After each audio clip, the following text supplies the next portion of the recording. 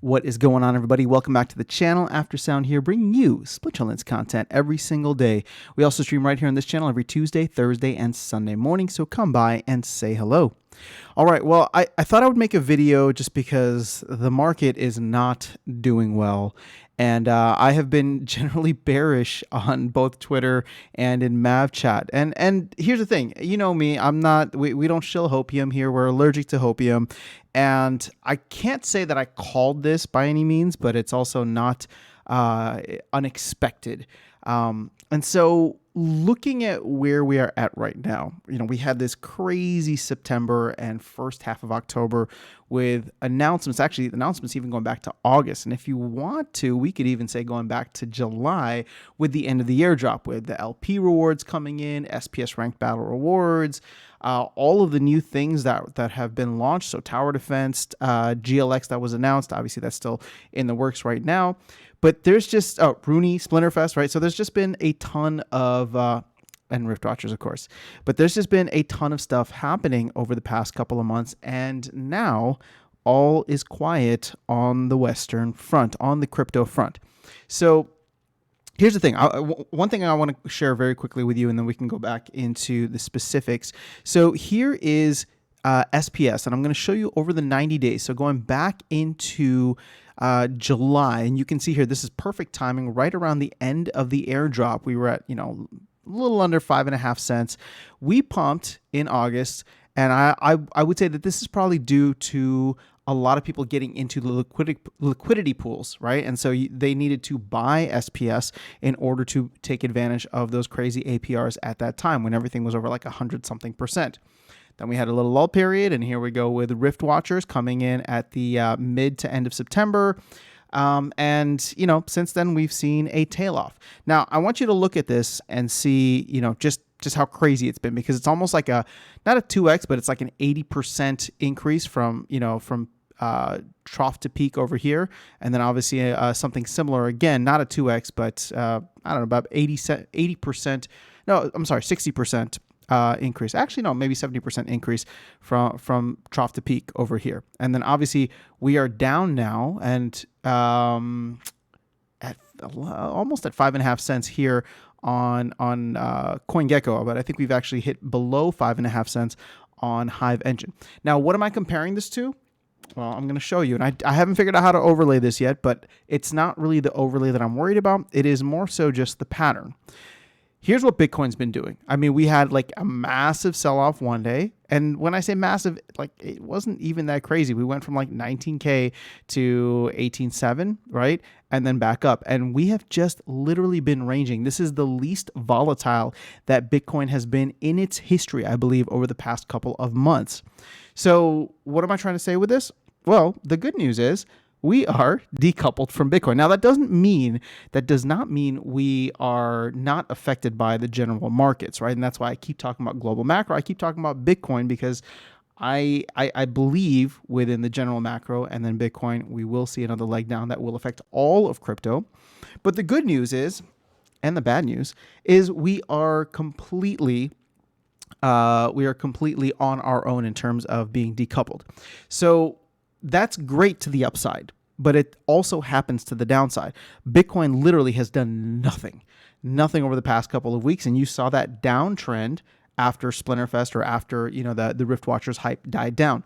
So we're kind of like on our own thing here, which makes me not worry too much about the price of Bitcoin, but more so like the general macro economic health that's, currently ongoing. And if you've been in the live streams or watching the videos, you know that I'm relatively bearish on that right now. That does not seem like there's going to be a Fed pivot anytime soon.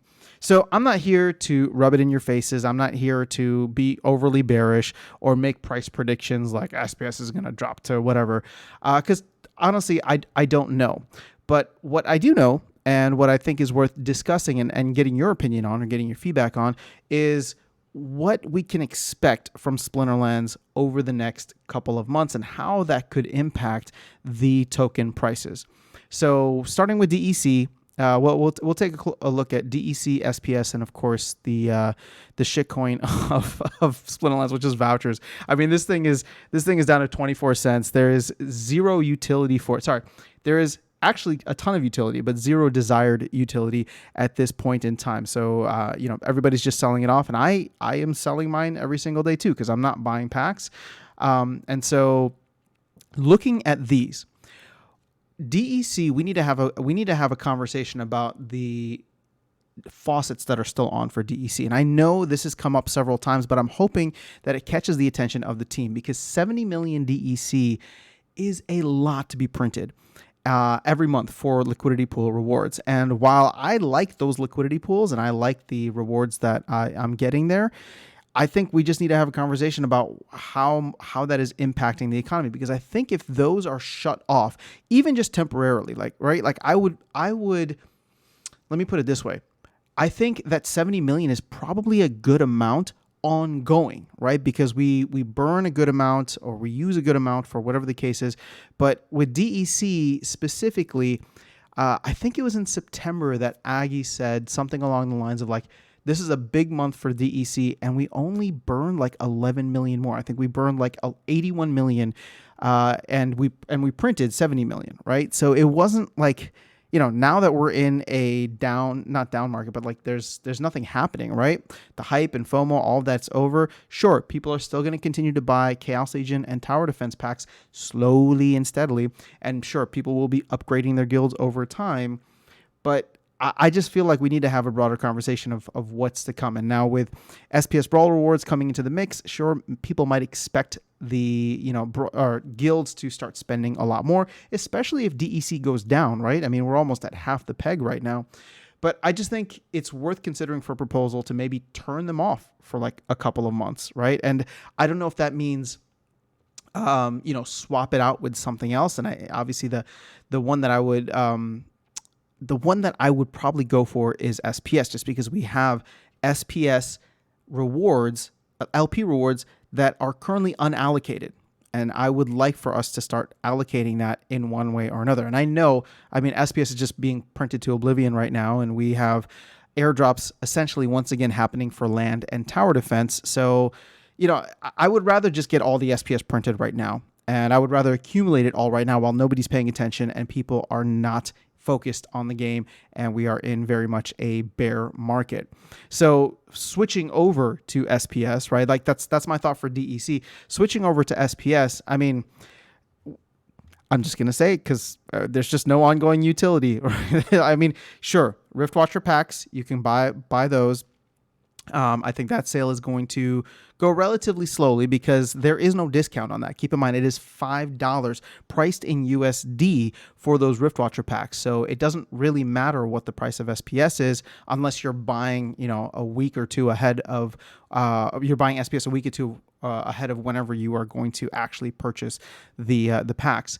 So with SPS, I'm not particularly bullish on the price action in the short to medium term. I don't know what is around the corner though. And speaking of the next couple of months here, we're going to get Brawl rewards, which is going to add 2.5 million more SPS per month. That'll be just coming in, and a lot of people that are winning that might not be keeping it. So yeah, I don't see any catalysts for SPS in the future, or at least, sorry, in the short to midterm future. Now, you asked me 6 months ago, 3 months ago, we were looking at Rift Watchers. I was not expecting a big pump. And in fact, one thing that I will pat myself on the back on was the fact that I said, if we hit 10 cents for Rift Watchers, I'll be surprised, right? So we didn't even get close to that. I think we just barely crossed 9 cents for a little bit on the day of the release and around the release of Rift Watchers. So that was huge in terms of SPS utilization and a lot of demand coming in for SPS. I don't particularly see that I don't particularly see anything like that happening in the short to medium term. And when I say short to medium term, I guess I'm looking through the end of the year, right? Because what are we expecting right now? SPS Brawl rewards, and we're going to get some kind of phase 1 of land. But aside from that, I just, I don't think we are at a point where we are going to get, SPS staking requirements, for example. Now, we know that validators will need to go live at some point, and they have not. And the goal was for that to happen in August or by the end of August. Clearly, we're at 2 months almost past that point. But the initial expectation or target date for validators to go live was Q4, right? So there's like 2 months left in Q4. So that may be something that could come around by the end of the year. But it's not going to change anything because everybody's receiving rewards already. So, we're not doing any work and we're just receiving rewards. It feels like the airdrop all over again.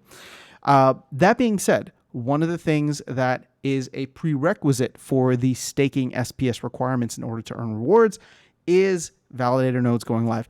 I don't know why, but Aggie has said that several times. So I don't know what the logistical or technical things that are required in order to have that happen. But I'm just going off of what he said. So if that does happen, then maybe we see an immediate action or pivot from the team to say, hey, validators are now live. We are going to go full steam ahead with SPS staking requirements. And that could be an interesting catalyst. But I mean, most of the people who are playing already have decent bags of SPS. I feel like, if anything, this is going to deter some people who don't feel like they want to start stacking SPS in addition to leveling up their decks. I could be wrong, though. So we'll see what happens. The big unknown in all of this is GLX. GLS, the platform, and then GLX, the token. Because right now, I think it's like a 28% APR for staking SPS. So it's not terrible, but it's not as good as like the LPs. That could increase if GLX as a token becomes desirable. But if we're going to do a little crossover here and talk about GLS or GLG, the game, I mean, that pack sale is going slow, and I don't expect the game to be out until Q1 or maybe early Q2 of 2023.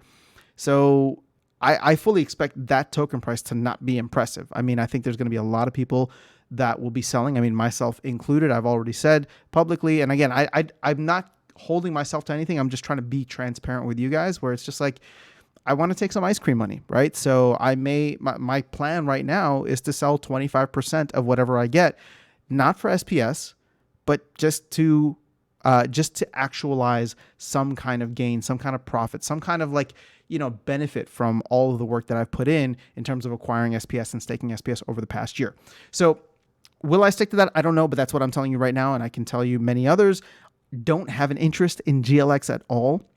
There's a lot of SPS whales that probably are just all in on Splinterlands and will be selling their GLX stake immediately to buy more SPS, which will give them more GLX, right? But then that cycle just continues. I imagine GLX to not be very high in terms of value, which would not increase the SPS reward or SPS APR essentially, right? Because it's kind of nice that you're getting 3 tokens for staking SPS, but if they're all down in the gutter, it doesn't really matter at that point, right? So like 28%, and it really just depends on whatever the price ends up being for GLX. But things could get interesting early next year because GLUSD is going to be live. There's going to be GLX staking, GLX liquidity rewards.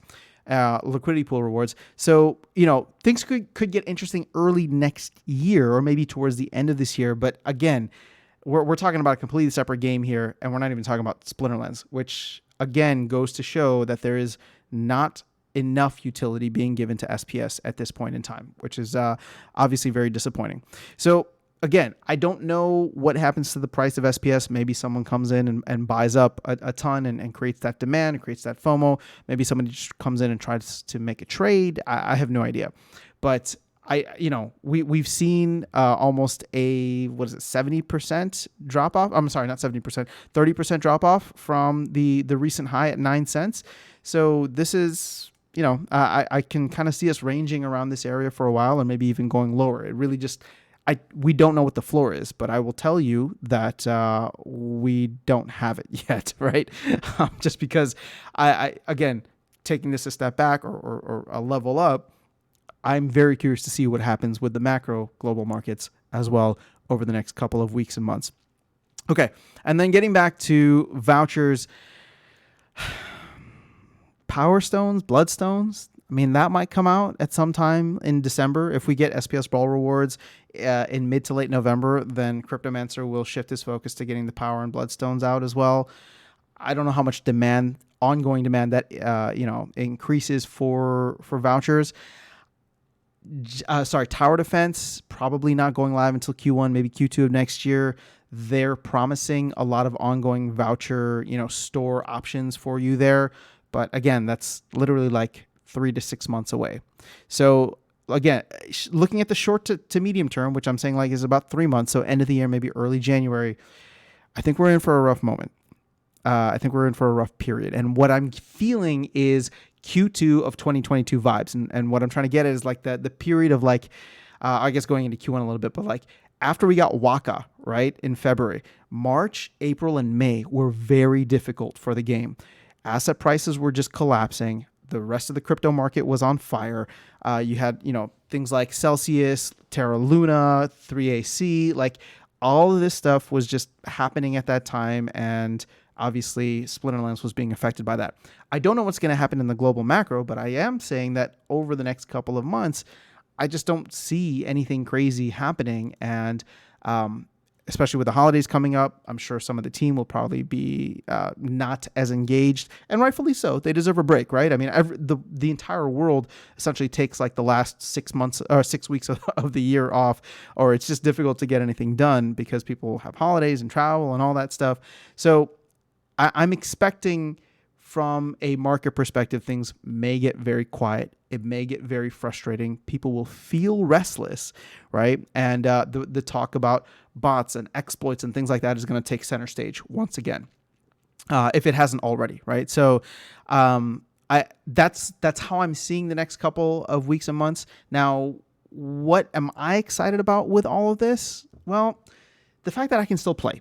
The fact that I can still play and accumulate assets, build up my deck I don't have to spend anything else, right? I can just play with what I'm currently at, earn more rewards cards. If my rewards cards are maxed out, I can sell them and buy the Chaos Legion cards that I need. I can take the SPS that I earn, buy the Chaos cards that I need, Rift Watcher cards that I need. So I'm just going to take it nice and slow, show up, play the game every day, have fun with you guys on live streams, and use this time to accumulate. And if SPS does drop to something ridiculous, right, like 3 cents, 2 cents, again, not price predictions, but I'm just saying if we see massive market moves and let's say Bitcoin absolutely throws up and drops down to like the low teens or 10K, right? I mean, I hope that doesn't happen, but I'm not ruling it out. And if it does, it's obviously going to trickle down to the rest of the crypto markets, and we may see some crazy lows for all the tokens. Obviously, SPS is the focus.